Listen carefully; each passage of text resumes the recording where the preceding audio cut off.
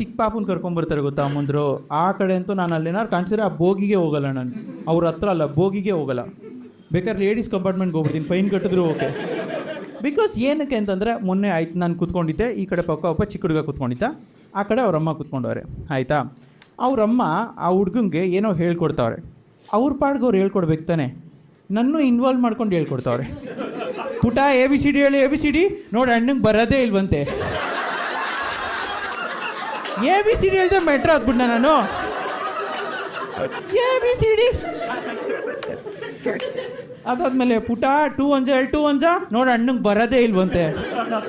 ನಂಗೆ ಫುಲ್ ಕೋಪ ಬಂದ್ಬಿಡ್ತು. ನಾನು ಅದಕ್ಕೆ ಹಲೋ ಆಂಟಿ ನಾನು ಇಂಜಿನಿಯರಿಂಗ್ ಮಾಡಿದ್ದೀನಿ ಅಂತೆ. ಅದಕ್ಕೆ ಚಿಕ್ಕ ಹುಡುಗ 13 7 ಹೇಳು ನೋಡೋಣ. ನಾನು ಕ್ಯಾಲ್ಕುಲೇಟ್ ಮಾಡ್ತಾ ಇದ್ದೀನಿ, ಅವ್ರು ಸ್ಟಾಪ್ ಅಂತ ಅವ್ರು ಇಳ್ಕೊಂಡು ಹೋಯ್ತವ್ರೆ. ಆ್ಯಂಡ್ ಬರೀ ಅವ್ರು ಹೋಯ್ತಾರೆ, ನನ್ನ ಮರ್ಯಾದೆ ತಗೊಂಡು ಹೋಯ್ತವ್ರೆ.